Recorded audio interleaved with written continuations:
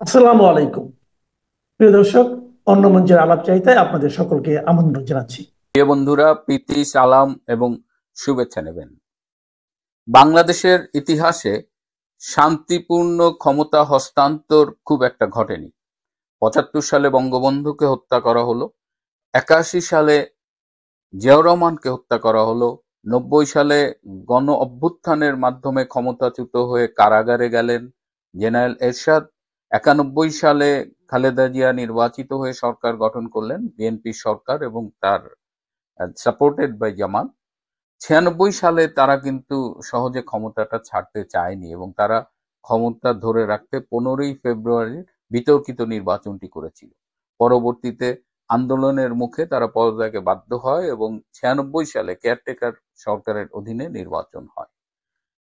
৯৬ সালের শেখ হাসিনা সরকার নির্বাচিত হবার পরে ২০০১ সালে তারা শান্তিপূর্ণভাবে সেই সময়ের তত্ত্বাবধায়ক সরকার লতিফুর রহমানের নেতৃত্বাধীন তত্ত্বাবধায়ক সরকারের কাছে ক্ষমতা হস্তান্তর করে। যদ্দূর মনে পড়ে, বাংলাদেশের ইতিহাসে একমাত্র শান্তিপূর্ণ ক্ষমতা হস্তান্তর হয়েছিল সেই ২০০১ সালে। কিন্তু ২০০১ সালের সেই তত্ত্বাবধায়ক সরকারের কর্মকাণ্ড তুমুল সমালোচিত এবং বিতর্কিত ছিল। সেই নির্বাচনে বিএনপি জামাত জোট ক্ষমতায় এসেছিল এবং ২০০৬ সালে ক্ষমতা ছাড়ার সময় টালবাহানা করেছিল বিএনপি জামাত। ২০০১ সালের বিএনপি জামাত সরকারের প্যারালালি তারেক রহমান আরেকটি সরকার পরিচালনা করতেন।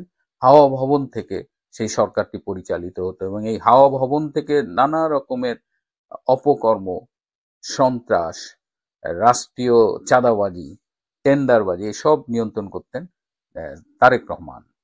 তো ৬ সালে বিএনপি জামাত ক্ষমতা ছাড়তে চায়নি। তারা তত্ত্বাবধায়ক সরকারটাকে এমনভাবে ম্যানিপুলেট করেছিল যাতে নির্বাচন হলে তারা ক্ষমতায় থাকে, এবং তারা তত্ত্বাবধায়ক সরকার প্রধান নিজেদের লোক করার জন্য তারা আইনের যে পরিবর্তন করেছিল এবং বিভিন্নভাবে ম্যানিপুলেট করেছিল। তার ফলে হয়েছে কি, ২০০৬ সালে তাদের পছন্দের তত্ত্বাবধায়ক প্রধানকে আর নিয়োগ করতে পারেনি। ফলশ্রুতিতে একসময় দেখা গেল যে সেই সময় রাষ্ট্রপতি অধ্যাপক ইয়াজউদ্দিন তিনি তত্ত্বাবধায়ক সরকারের প্রধান হয়ে গেলেন। That was the last option mentioned in the constitution. তো ইয়াজউদ্দিন আহমেদ তিনি এমনভাবে তত্ত্বাবধায়ক সরকারের কর্মকাণ্ড পরিচালনা করতে লাগলেন যে তখন সেই সময়ের স্বরাষ্ট্র প্রতিমন্ত্রী লুৎফুজ্জামান বাবর, তার কাছে পুলিশের সব ইনফরমেশন অফিসিয়ালি আসতো। আবার ইয়াজউদ্দিনের একজন প্রেস সচিব ছিল, সে শোনা যায় যে বঙ্গভবনের সব মিটিং এর সময় তার মোবাইলটা অন করে রাখতো যাতে হাওয়া ভবনে বসে তারেক রহমান মিটিংটা সরাসরি শুনতে পেতেন, মিটিং এ কি আলোচনা হচ্ছে।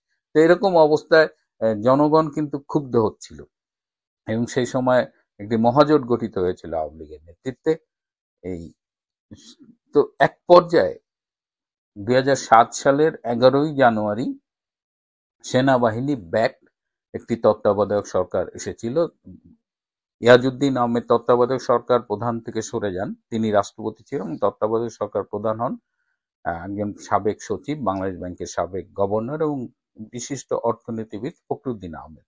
ডক্টর ফখরুদ্দিন আহমেদের নেতৃত্বে একটি তত্ত্বাবধায়ক সরকার গঠিত হয়, and that was backed by army. সেই সময় সেনাপ্রধান ছিলেন জেনারেল মঈনী আহমেদ। তাদের সেনাবাহিনীর সশস্ত্র বাহিনীর সমর্থনে এই সরকারটি ক্ষমতায় এসেছিল এবং আমার মনে আছে যে ২০০৭ সালের ১১ই জানুয়ারি আমি তখন ঢাকায়, এবং তখন আমার বন্ধুরা মোটামুটি লেফটেন্যান্ট কর্নেল পর্যায়ের। তো আমার ঢাকার দায়িত্বে ছিল আমার একটা বন্ধু লেফটেন্যান্ট কর্নেল সাজ্জাদ। সে ফোন করে বলল যে মামা, সমস্যা হলে বলিস, আমি ঢাকায় আছি। তো সেই সরকারের শুরুতে কিন্তু পাবলিক অ্যাকসেপ্টেন্স খুব হাই ছিল। পাবলিক কিন্তু ফখরুদ্দিন আহমেদের নেতৃত্বাধীন তত্ত্বাবধায়ক সরকারকে সমর্থন জানিয়েছিল। এই ফখরুদ্দিন আহমেদকে তত্ত্বাবধায়ক সরকার প্রধান করার আগে মইনু আহমেদ ডক্টর ইউনূসের কাছে গিয়েছিলেন এই প্রস্তাব নিয়ে যে তত্ত্বাবধায়ক সরকারের প্রধান হতে হবে। ডক্টর ইউনূস জানতে চেয়েছিলেন কতদিনের জন্য। তো মইনু আহমেদ বলেছিলেন একটি নির্বাচন করার জন্য, কিন্তু ডক্টর ইউনূস বলেছিলেন যে তাকে ১০ বছরের জন্য তত্ত্বাবধায়ক সরকার প্রদান করতে হবে। মানে ১০ বছর, এটা শুনে মইনু আহমেদ অনেকটা ভয় পেয়ে পালাই গেছে যে একটা অনির্বাচিত সরকার ১০ বছর থাকবে। সো ডক্টর ইউনূস ক্ষমতায় থাকবেন, অনির্বাচিত হয়ে ক্ষমতা নেবেন এবং তিনি দীর্ঘ সময় থাকবেন, এইটা তার এই 2007 সালেই এই লোভটা কিন্তু প্রকাশ পেয়েছিল, যেটা পরবর্তীতে মইনু আহমেদ তার বইয়ে লিখেছেন। তো সেই 2007 সালের সরকার, সেটা কিন্তু পাবলিক অ্যাকসেপ্টেন্স হাই ছিল এবং তারা দৃশ্যমান কিছু ভালো কাজ করেছিল। যাদের সেই 2007 সালের 111 সরকারের কথা মনে আছে, শুরুর দিকে কিন্তু দেশের আইন শৃঙ্খলা পরিস্থিতি নিয়ন্ত্রণে ছিল, দ্রব্যমূল্যের দাম নিয়ন্ত্রণে ছিল এবং তারা আরো কিছু ভালো কাজ করেছে। এবং সেই সময় কিন্তু জঙ্গি কার্যক্রমও নিয়ন্ত্রণে ছিল, অর্থাৎ দেশের মানুষ সাময়িকভাবে শান্তিতে ছিল। তারা এই যে আজকে আপনি ভোটার আইডি দেখেন, আজকে এই যে এনআইডি দেখেন, এই কাজগুলো কিন্তু মইনু আহমেদের, এই ফখরুদ্দিন আহমেদের মানে আমলে করা, আর কি, সেই তত্ত্বাবধায়ক সরকারের আমলে করা। তারা আরপিও করেছিল, যে নির্বাচনী অধ্যাদেশ এবং রাজনৈতিক দলকে নিয়ে যে অধ্যাদেশগুলো দেখি, এগুলো সেই আমলে করা। এই কাজগুলো কিন্তু সব পার্টি অ্যাকসেপ্ট করেছিল। এবং এনআইডি এবং ভোটার আইডি, এটা তো একটা মানে ইউনিক কাজ হয়েছে, কারণ সেই সময় তারেক রহমান এই হাওয়া ভবন মিলে একটা ভোটার তালিকা করেছিল 2006 সালে ইলেকশন করবে, এবং সেই ভোটার তালিকায় 1 কোটি সম্ভবত 20 বা 30 লাখ ভুয়া ভোটার ছিল। তো সেইখান থেকে এটা কিন্তু একটা রেভলিউশনারি চেঞ্জ বাংলাদেশের জন্য। কিন্তু যেটা হয় যে আর্মিরা বেশি দিন ব্যারাকের বাইরে থাকলে এরা লেজে গবরে করে ফেলে। তো এক সময় এই ফখরুদ্দিন আহমেদের সরকার শেখ হাসিনা এবং খালেদা জিয়াকে পর্যন্ত গ্রেপ্তার করেছিল, কিন্তু এক পর্যায়ে জনগণের চাপের ফলে, তারা এত ভালো কাজ করার ফলেও তারা কিন্তু, তাদের একটা ম্যান্ডেট ছিল যে একটা নিরপেক্ষ সুষ্ঠু নির্বাচন দিয়ে তারা চলে যাবে, এবং 2 বছরের মাথায় তারা নির্বাচন দিয়ে চলে গেছে। That was their mandate and they did it very well. হ্যাঁ, মাঝখানে একটু আপস অ্যান্ড ডাউনস ছিল, সেনাবাহিনীর সাথে জনগণের হিচিং হয়েছে, কিন্তু আমি যেটা বলার চেষ্টা করছি যে এত ভালো কাজ করার ফলে, এত মানে they had a control over the country, মেয়েরা স্বাধীনভাবে ঘোরাফেরা করতে পারত। হ্যাঁ, তো আজকের যদি আমরা তুলনা করি যে এত কিছু নিয়ন্ত্রণে রাখার পরেও, এত ভালো কাজ করার পরেও ফখরুদ্দিন আহমেদরা কিন্তু নির্বাচন দিয়ে 2 বছর পরে চলে গেছে। কিন্তু আজকে ডক্টর ইউনূসের এই ইন্টারিম গভর্নমেন্টের দিকে যখন আমরা তাকাই, আমরা কি দেখতে পাই? সে উপদেষ্টা সহ বলেন যে না, তারা 4-5 বছরের জন্য ক্ষমতায় থাকবেন, আর ছাত্র চেলাগুলোকে দিয়েও তিনি বলান। তার মানে কি? সবকিছু ভালো করে নিয়ন্ত্রণে রেখেও যদি ফখরুদ্দিন সরকারকে 2 বছরের মধ্যে চলে যেতে হয়, এখন দেশে আইন শৃঙ্খলা পরিস্থিতির উপর কারো কোনো নিয়ন্ত্রণ নাই। দেশের জঙ্গিবাদের এখন চরম বিকাশ ঘটেছে। বাংলাদেশে আইএসআইএস এর পতাকা নিয়ে, লাদেনের ছবি নিয়ে, হিটলারের ছবি নিয়ে মিছিল করা হচ্ছে প্রকাশ্যে। বাংলাদেশে মেয়েদের স্বাধীনতা আজকে হুমকির মুখে, তারা সন্ধ্যার পরে ঘরের বাইরে বেরোতে ভয় পায়, তারা কি পোশাক পরবে এটা নিয়েও তাদের আজকাল চিন্তা ভাবনা করতে হয়। দ্রব্যমূল্যের কোনো নিয়ন্ত্রণ নেই, বিদেশি বিনিয়োগ 71% কমে গেছে। ফখরুদ্দিন গভর্নমেন্টের আমলে কিন্তু বিদেশি বিনিয়োগ হুমকির মুখে পড়েনি। সুতরাং if you compare that caretaker government with the Yunus interim government, you can see the difference. There is a significant difference. এবং ডক্টর ইউনুসের এই ইন্টারিম গভর্নমেন্ট সব দিক দিয়ে ব্যর্থ। তো একটি তুলনামূলকভাবে সফল বা ভালো কেয়ারটেকার গভর্নমেন্ট যদি 2 বছরের মধ্যে চলে যায়, সেখানে চরমভাবে সব দিক দিয়ে ব্যর্থ ডক্টর ইউনূস কি করে 5 বছর থাকার স্বপ্ন দেখে? বাংলাদেশের মানুষ কিন্তু অনেক কিছু মেনে নেয় চুপচাপ, কিন্তু একবার যদি ঘুরে দাঁড়ায় তাহলে সেটার হজম করা খুব কঠিন হয়ে যায়। আমি যেটা মনে করি, আগামীতে আবারও একটা আর্মি ব্যাকড বা আর্মির প্রত্যক্ষ তত্ত্বাবধানে একটা নির্বাচন হবে, একটি প্রেডিকশন, আমার একটি পূর্বাভাস। শুনেন, সেটা হলো কি, একটা বিখ্যাত কথা আছে যে history is always written by the victors. ইতিহাস বিজয়ীরা লিখে থাকে, কারণ পরাজিতদের ইতিহাস লেখার সুযোগ থাকে না। তো যখন যে সরকার আসবে, যারা বিজয়ী হয়, তারা নিজেদের মতো করে ইতিহাস তৈরি করে। দেখবেন আপনি, আওয়ামী লীগের আমলে ইতিহাস একরকম, আবার বিএনপির আমলে ইতিহাস একরকম। হ্যাঁ, তো মানে যারা বিজয়ী হয় তারা ইতিহাস লেখে, পরাজিতদের কোনো ইতিহাস থাকে না। তো সরকার পরিবর্তনের সঙ্গে সঙ্গে ইতিহাস যে পাল্টে যায়, এটা কি ঠিক? কেন ঠিক হবে? এইটা তো শুনেন, পৃথিবীর কোন দেশে যেমন ধরেন আপনি বলি ভারতের স্বাধীনতা আন্দোলনের ইতিহাস না, আপনার বিজেপি ক্ষমতায় থাকুক কিংবা কংগ্রেস থাকুক, নো ম্যাটার, ওখানে গান্ধীর যে ভূমিকা, নেহরুর যে ভূমিকা, সবার ভূমিকা সমানভাবে স্বীকৃত হয়। হ্যাঁ, আপনি ধরেন আমেরিকাতে ডেমোক্রেটরা থাকুক বা রিপাবলিকান থাকুক, লিটল ম্যাটার্স। এইটা আমেরিকার যে ফাউন্ডিং ফাদার যারা আছে, কেউ ওয়াশিংটন, জেফারসন, তারপর এদের কাউকে তো কেউ চ্যালেঞ্জ করে না, দে আর অল আনচ্যালেঞ্জড। আমাদের এখানে চ্যালেঞ্জ করা হচ্ছে, এটা কেন, কারণটা কি? এটা হচ্ছে আমাদের জাতিগত সমস্যা, আমাদের নৃতাত্ত্বিক সমস্যা। হ্যাঁ, এইটা হচ্ছে আমাদের, আমরা পরশ্রী কাতর, প্লাস হচ্ছে যে অন্যের ভালো দেখতে পারি না, প্লাস হচ্ছে যে ওই যে আপনাকে আমি বলি, এটা আমি অনেক দু এক জায়গায় বলছি, সেটা হচ্ছে যে ওই আমাদের এখানে গভর্নর জেনারেল ছিলেন জন শো, ঠিক আছে, উনি 1870 না 80 সালের দিকে একটা গোপন দলিল পাঠিয়েছিলেন ব্রিটিশ পার্লামেন্টে বাঙালিদের চরিত্র নিয়ে, ঠিক আছে। তো ওখানে উনি বলছিলেন যে বাঙালিরা হচ্ছে আপনার হিংসাপরায়ণ, ঈর্ষাপরায়ণ, বাঙালিরা অন্যকে ঠকানোকে গুণ মনে করে, বাঙালিরা অধস্তনদের চোটপাট করে, ঊর্ধ্বতনদের তেলবাজি করে, এর নেগেটিভ অনেকগুলো জিনিস উনি জন শো এইটা 1870 বা 80 সালের দিকে ব্রিটিশ পার্লামেন্টে একটা গোপন দলিল পাঠিয়েছিলেন। তো আমি এই ডিসেম্বর লন্ডনে ছিলাম, আমি লর্ড ক্লাইভের সামনে দাঁড়াইছি, তার বাকিংহাম প্যালেসের সামনে তার একটা মূর্তি আছে। তা আমি লর্ড ক্লাইভকে উদ্দেশ্য করে বলতেছি যে ক্লাইভ, তুমি 250 বছর আগে বাঙালিকে যেভাবে দেখে এসেছিলে আমরা সেভাবেই আছি, তুমি আমাদের জন্য দোয়া করো। এই যে 250 বছর আগে এই যে আমাদের সম্পর্কে জন শোর যেটা লিখেছিলেন আর কি, উনি গভর্নর জেনারেল ছিলেন, এখানে একই জিনিস আছে কিন্তু। আচ্ছা, আপনার কি মনে হয় এই যে আপনি বললেন যে আমরা 250 বছর আগে যেমন ছিলাম এখনো তেমনই আছি, তেমনই ঈর্ষাপরায়ণ, তেমনই স্বার্থপর, তেমনই পরশ্রী কাতর, যেটা বললেন আপনি তো অনেক দেশে গিয়েছেন, দেখেছেন, অনেক জাতি দেখেছেন, আপনি অন্য কোন জাতির মধ্যে এরকম দেখেছেন যে 250 বছর ধরে, 2 শতাব্দী ধরে একই রকম থাকার? না, অ্যাবসলিউটলি নট। আপনি দেখেন ডাচ এবং ডেনিশ, ওই যে নেদারল্যান্ডের লোকজন, ডেনমার্কের লোকজন, এরা 250-300 বছর আগে কি ছিল? জলদস্যু ছিল, ডাকাত ছিল 300-400 বছর আগে। এখন দেখেন তারা কত সিভিলাইজড। এর পিছনে কারণটা কি? আমাদের এই যে পরিবর্তন না হওয়ার যে জেদ, এর পিছনে কারণটা হচ্ছে, শুনেন, আমরা তো নিজেরা কখনো নিজেদের শাসন করি নাই। এই ফর দ্য ফার্স্ট টাইম আমরা 71-এ আমরা নিজেরা নিজেদের শাসন করছি। এর আগে তো আমরা সবসময় বাইরের শক্তি দ্বারা শাসিত হয়েছি। ইভেন পাকিস্তানের যে 24 বছর, সেটা তো বাইরের শক্তি, তাই না?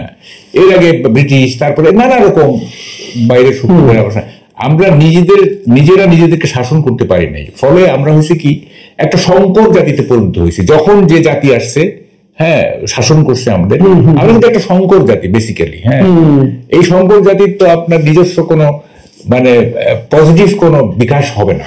আচ্ছা, আমরা আবার কিছু কমেন্ট পড়ি। জামিল চৌধুরী লিখেছেন যে আপনার কাছে এবং আপনার আজকের অতিথির কাছে কৃতজ্ঞতা প্রকাশ করছি, আপনাদের আজকের এই এপিসোডটা ইতিহাসের একটা দলিল হয়ে থাকবে, আপনাদেরকে ধন্যবাদ। মারুফ আহমেদ লিখেছেন 1971 তো অনেক আগের কথা, 2024-এর ইতিহাসই চোখের সামনে পরিবর্তন করতে দেখছি। এটা কিন্তু একটা বড় অভিযোগ আমি দেখেছি যে আমরা 71 তো দূরের কথা, এখন 24 মাত্র গত বছর গেল, এটা নিয়েও কিন্তু নানা ধরনের দাবিদার গজিয়ে গেছে। যে কথা আপনি বললেন যে আমাদের চরিত্রের মধ্যে এই জিনিসটা আছে, সকালে নিজের বাহাদুরিটা করার একটা। আচ্ছা, আপনি যে বললেন যে এই 24-এ না আমরা কি দেখছি, গত 91 থেকে ধরি, যখনই এটা তো পালাক্রমে আসছে না, বিএনপি ওয়ান সাকসিডেড অ্যানাদার। তো যখন বিএনপি চলে যাওয়ার পরে আওয়ামী লীগ আসছে, তখন আওয়ামী লীগ বিএনপি আমলের নানা রকম সত্যকে ডিস্টোর্ট করছে, বিকৃত করছে, ইত্যাদি। আবার যখন বিএনপি এসে তখন আবার ইমিডিয়েট পাস গভর্নমেন্টের বিকৃতি করছে। সো এটা আমাদের নেচারের মধ্যে আছে, বুঝছেন? আমরা মানে একটা যে সহনশীল সমাজ গড়ে তুলবো, হ্যাঁ, একটা রেইনবো সোসাইটি গড়ে তুলবো, এইটা আমাদের চরিত্রের মধ্যেই নাই। এবং দেখেন ঈর্ষাপরণটা, আমি একটা উদাহরণ দিই আপনাকে। এই যে ইউনূস সাহেব যে লন্ডনে গেলেন না, তারেক রহমানের সাথে দেখা করলেন, যে না, এনসিপি এবং জামাতের এই ক্ষোভের কারণটা কি? যে উনি একটা দলের প্রেসিডেন্টের কাছে গেলেন, আমাদেরকে কিছু বললেন না। এই যে ইচ্ছা করারতা, হ্যাঁ, উনি কেন এককভাবে তারেক রহমানের কাছে যাবেন? আমরা কি তাহলে মানে আমাদের কি কোনো মূল্য নাই? হ্যাঁ, তো এই যে ব্যাপারটা, মানে এইটা সব ক্ষেত্রে আপনি দেখতে পারবেন। হ্যাঁ, আচ্ছা, আমরা আরো কিছু একটা কমেন্ট করি। যেমন শিকদার তুলি তিনি লিখেছেন, স্বাধীনতার ঘোষণা নিয়ে একমাত্র বিশুদ্ধ আলোচনা শুনলাম, কাউকে ছোট না করে নির্মোহ আলোচনা। এই যে উনি যে কথাটা বলেছেন, আমি এই প্রসঙ্গে কথা বলতে চাই যে আসলে মানে ইতিহাসে যার যা অবস্থান, সেই অবস্থানকে স্বীকৃতি দিয়েও কিন্তু আমরা ইতিহাসটা বলতে পারি। তাহলে অন্যকে ছোট করার যে প্রবণতাটা আমরা দেখি, এটা তো আমরা এটাও দেখেছি, এটা কিন্তু টেকসই হয় না। তাহলে কেন করি আমরা এটা? আমি বলি, শুনেন, আপনি যে টেকসই বললেন, আপনি 200 বছর পরের বাংলাদেশ কথা চিন্তা করেন, 200 বছর পরে, তখন কিন্তু এই জিনিসগুলো না, এগুলো কিছু থাকবে না। থাকবে কি জানেন? ইতিহাসের বাকি জিনিসগুলো ফুটনোটে চলে যাবে, গবেষকদের টেবিলে চলে যাবে। সাধারণের মাঝে কি থাকবে? সাধারণের মাঝে থাকবে ইয়াহিয়া খান, বঙ্গবন্ধু, ঠিক আছে, এবং বড়দের জিয়াউর রহমান, এই থাকবে।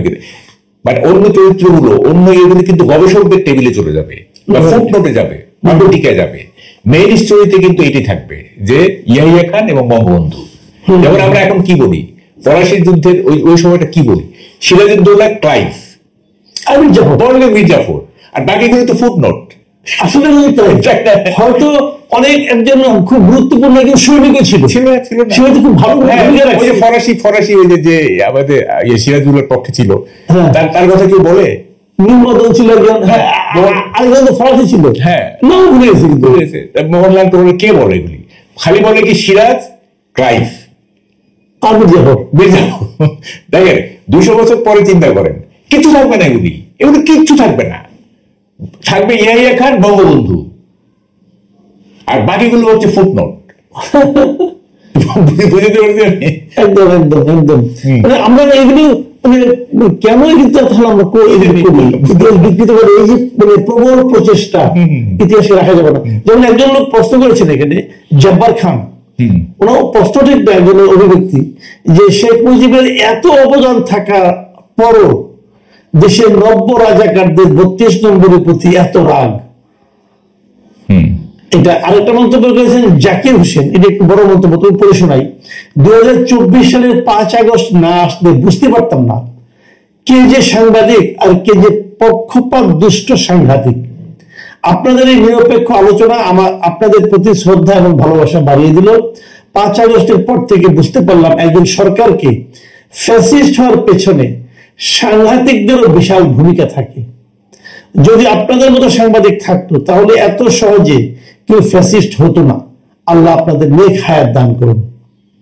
আচ্ছা, আমি আরেকটা প্রশ্ন যেটা আমি করতে চাচ্ছিলাম সেটা হলো, আপনি নিজে কখন এটা আপনার মধ্যে প্রশ্নটা এসেছে কিনা? আমার মধ্যে কিন্তু অনেকদিন ধরে এসেছিল, বলার সাহস পাই নাই। আপনাকে পেয়ে প্রশ্নটা বলার সাহস পাচ্ছি। সেটা হলো যে জিয়াউর রহমান সাহেব একটা ভাষণ দিলেন, ভাষণটা ইংরেজিতে কেন দিলেন? এটা ইংরেজিতে হলো কি, আমি বলি, এটা হলো যে আর্মির তো একটা ওরিয়েন্টেশন আছে, আর্মির নিজস্ব একটা ওরিয়েন্টেশন আছে। তো পাকিস্তান আমলে দেখেন, পাকিস্তান আমলে আমার মনে আছে, আমরা স্কুলে যখন থাকতাম, আমরা যে বিভিন্ন ছুটির দরখাস্ত লিখতাম, আমরা কিন্তু ইংরেজিতে লিখতাম। তখন তো বাংলা লেখার প্রচলন ছিল না, ঠিক আছে? বাংলা লেখার প্রচলন কিন্তু স্বাধীনতার পরে হয়েছে, আরব পরে। তখন এই যে অফিসিয়াল কাজ কারবার, ধরেন যে প্রাতিষ্ঠানিক কাজ, সব ইংরেজিতে, যেমন জাজমেন্ট, এই যে আদালতের যে রায়, এগুলো সব ইংরেজিতে হইতো। তো জিয়াউর রহমান তো হি ওয়াজ এ মেজর, অফকোর্স, মানে খুব একটা সফিস্টিকেটেড প্রফেশন তো এটা, তাই না? এবং আপনার আর্মি ওরিয়েন্টেশনের তো ইংরেজিটা, যেহেতু দেখেন এটা একটা ব্যাপার আছে, তখন তো অল পাকিস্তান, আপনাকে ভাবতে হবে, তাকে তো মিশতে হচ্ছে পাঞ্জাবিদের সাথে, পাঞ্জাবি অফিসারদের সাথে তাকে মিশতে হচ্ছে, তাই না? মানে শুধু তো বাঙালি না, তাই না? পাঞ্জাবি, বেলুচি, নানা ধরনের আর্মির সাথে তার মিশতে হয়েছে। তারপর ধরেন যে ওয়েস্ট পাকিস্তানে সে ট্রেনিং এ গেছে ইত্যাদি। তো সে তার এই কনভারসেশন যেটা আর কি, মানে এই আপনার পারিবারিক বা তার বন্ধু বান্ধবের বাইরে যে প্রফেশনাল জীবন, সেখানে তো তাকে ইংরেজি ব্যবহার করতে হয়েছে, তাই না? তো ফলে তার ওইটা আর কি, এবং ইংরেজিতে কমফোর্টেবল ফিল করেন, হয়তো দেখা যাচ্ছে কেউ কেউ কিন্তু যেমন ধরেন যে বাংলা চাইতে ইংরেজিতে কমফোর্টেবল বেশি ফিল করেন। হ্যাঁ, যেমন আমার ক্ষেত্রে হয় কি, আমি কতগুলি বিষয় বাংলায় বলতেই পারি না, মানে ওইটা ইংরেজিতেই মাথায় চলে আসে। হ্যাঁ, তো সেইভাবে এটা দোষের কিছু না, এটা দোষ না। আমি এমনি জানার জন্য কৌতূহলের জন্য, সেটা হলো ধরেন ওনার এই ভাষণটা আসলে ওনার টার্গেট অডিয়েন্স কারা ছিল, দেশের সাধারণ মানুষ। তো সাধারণ মানুষ তো এটার অর্থ অনেকে বুঝবে না, কিন্তু যিনি ইংরেজিতে বলেন তিনি কিন্তু বাংলাটা বুঝেন। তো আমি সেটাই বলতে চাচ্ছি আর কি, যে ওখানে কেউ কি ছিল না বলার জন্য যে ভাই আপনি তো একবার ভাষণ দিলেন তারপরে আবার চেঞ্জ করলেন। আমি বলছি বাংলায় কেন মানে এইটা এইভাবে দেখলে হবে না। এটা হচ্ছে যে উনি যখনই এইটা একজনও যদি শুনে থাকে ইংরেজিটা, সেটা তরঙ্গায়িত হবে সারা পূর্ব পাকিস্তানে, এবং সাথে সাথে অনুবাদ হয়ে যাবে সারা বাংলাদেশে, তরঙ্গায়িত হয়ে যাবে, তাই না? তো বিরাট সেন্সিটিভ একটা ব্যাপার, তাই না? ওই সময় হ্যাঁ। তো এখন উনি স্বাধীনতা ঘোষণা করছে ইংরেজিতে, ওখানে বহু লোক শুনছে যারা এটার মানে জানে, এক কান দুই কান হয়ে সারা বাংলাদেশ তরঙ্গায়িত হয়ে গেছে। এটা কোনো ব্যাপার না, ওইটা উনি he felt comfortable in English. হ্যাঁ, বাংলায় বললে হয়তো ওরা আটকে যেত, কারণ উনি তো ইংরেজি বলতে অভ্যস্ত, তাই না? বাংলায় গেলে হয়তো আটকায় যেতে পারতো, এত মানে সাবলীল ভাবে হয়তো বলতে পারতেন না। আচ্ছা, আরেকটা মন্তব্য করি, এই মন্তব্যটা ভারত থেকে আসছে।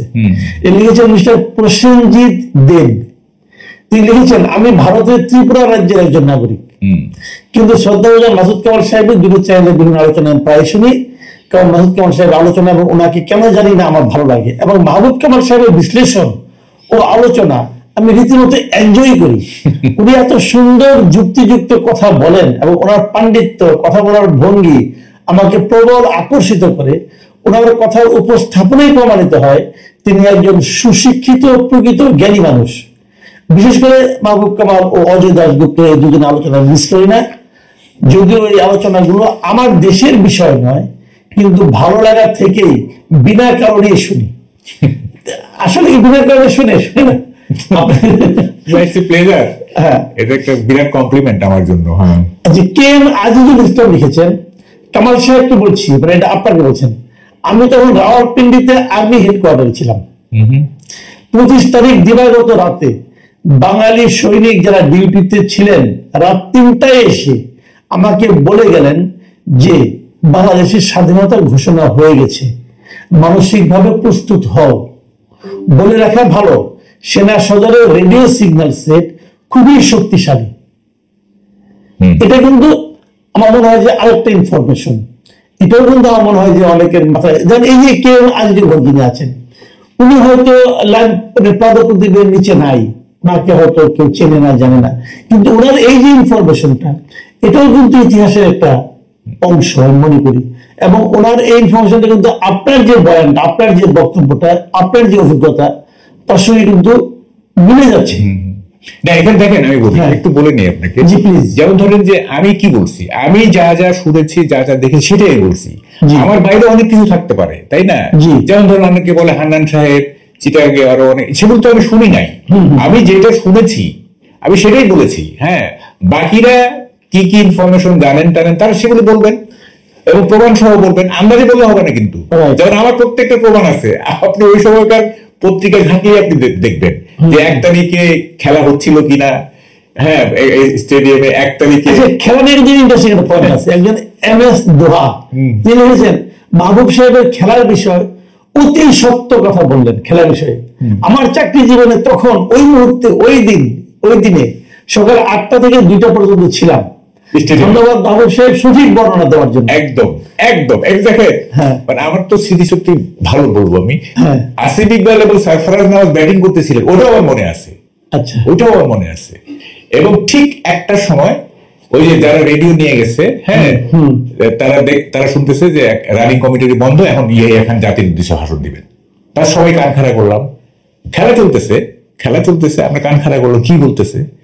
যেই না বললো যে কি পার্লামেন্টের অধিবেশন অনির্দিষ্টকালের জন্য স্থগিত করা হলো, বাস কয়েক সেকেন্ডের মধ্যে এই বললাম, আমরা ঢুকলাম পাকিস্তানি হয়ে স্টেডিয়ামে, বের হলাম বাঙালি হয়ে। ইন্টারেস্টিং কিন্তু, হ্যাঁ, মানে আমরা রিভল্ট করলাম যে কি শেখ মুজিব তাহলে প্রাইম মিনিস্টার হতে পারবে না বাংলাদেশ পাকিস্তানের? হ্যাঁ, এটা পারবে না হইতে। কি ষড়যন্ত্র চলতেছে? ষড়যন্ত্রটা হলো কি, ভুট্টো এটা বাংলাদেশ ছিল।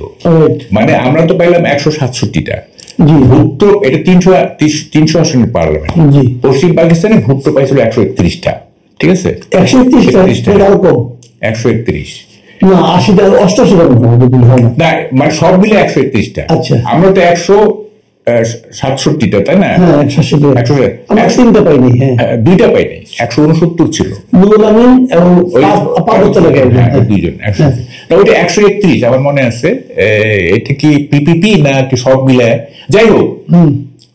তো ভুট্টো বললো যে মানে কি বলে যে এটা দুই সে একটা বোঝাতে চাইবে যে দুই পাকিস্তানে 2টা প্রধানমন্ত্রী হবে। আচ্ছা বুঝছেন? এবার বললো যে এই কি বলে যে পার্লামেন্টে যারা যাবে কসাইখানা হবে। তো ভুট্টো এরকম থ্রেট করলো। থ্রেট করার পরে তো এখান থেকে একটা সাংঘাতিক ব্যাপার। হ্যাঁ, ভুট্টো এখানকার প্রধানমন্ত্রী হইতে যেতেছে, আবার এদিকে শেখ মুজিব পূর্ব পাকিস্তানের, এটা তো হয় তো কনফেডারেশন, তাই না? তো ফলে এখন এই সবটা মিলায় ইয়েরও ইচ্ছা ছিল না শেখ মুজিবের কাছে পাওয়ার ট্রান্সফার করা। এই সবটা মিলিয়ে উনি স্থগিত করে দিলেন।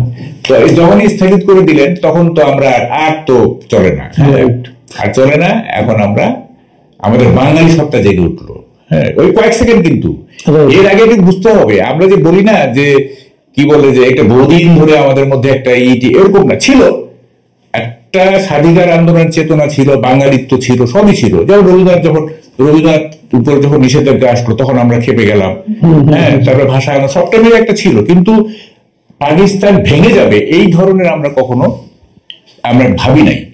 আমরা আরো দু একটা পড়ি, তারপরে আলোচনা শেষ করবো। আমরা বিষয়ে খায়রুল কবির লিখেছেন, আমি 7 মার্চ বঙ্গবন্ধুর ভাষণ এবং জিয়া রহমানের 27 মার্চ 2বার দেওয়া ঘোষণা শুনেছি। জনাব মাহবুব কামাল খুবই নিরপেক্ষভাবে সব তুলে ধরেছেন। যদি বঙ্গবন্ধুকে ছোট করে জিয়া রহমানকে বড় করে দেখানো হয় তাতে ওনাদের কিছু আসে যাবে না, বরং জাতি হিসাবে আমরা নিজেদের ছোট হিসেবে উপস্থাপন করছি বা করব। মাহবুব রহমান লিখেছেন, 7 মার্চের ভাষণ বই থেকে বাদ দেওয়া হচ্ছে। এই সরকার কি চায় দেশ ও জাতির বুঝতে বাকি থাকে না। এটা কিন্তু গুরুত্বপূর্ণ বিষয়। কারণ আপনি আলোচনায় আপনি বারবার বলতেছেন যে 7 মার্চে মোটামুটি কিন্তু শেখ মুজিব উনি বলে দিয়েছেন যে কি হবে। তো 7 মার্চের সেই ভাষণকে আমরা আমাদের বই থেকে বাদ দিয়ে কি আমরা ইতিহাসের জন্য ইতিবাচক কোনো সিদ্ধান্ত নিতে পারলাম? এটা নিয়ে শুনেন, 7 মার্চে কেন বাদ দেওয়া হয়েছে? ওইটাই তো আসলে স্বাধীনতার প্রথম ঘোষণা আর কি। হ্যাঁ, ঘোষণা তো ফলে এইটা থাকলে সব ক্রেডিট শেখ মুজিবের কাছে চলে যায়, সব ক্রেডিট তার কাছে চলে যায়। ফলে তাকে ক্রেডিট দেওয়া যাবে না। ক্রেডিট কি, তাকে তো মুছে ফেলার চেষ্টা হচ্ছে, ক্রেডিট তো পরের ব্যাপার। ফলে এই দেখেন এই জাতি কিভাবে আগাবে বলেন। হ্যাঁ, আমরা তো যার যতটুকু অবদান সব দিতে চাই। আমরা ভাসানীকে তার সম্মান দিতে চাই, আমরা শেরে বাংলা ফজলুল হককে সম্মান দিতে চাই, আমরা উসমানী, তাজউদ্দিন, সবার যার যার প্রাপ্য তারা পাবে, সেটা হ্যাঁ অনুপাত হিসেবে পাবে।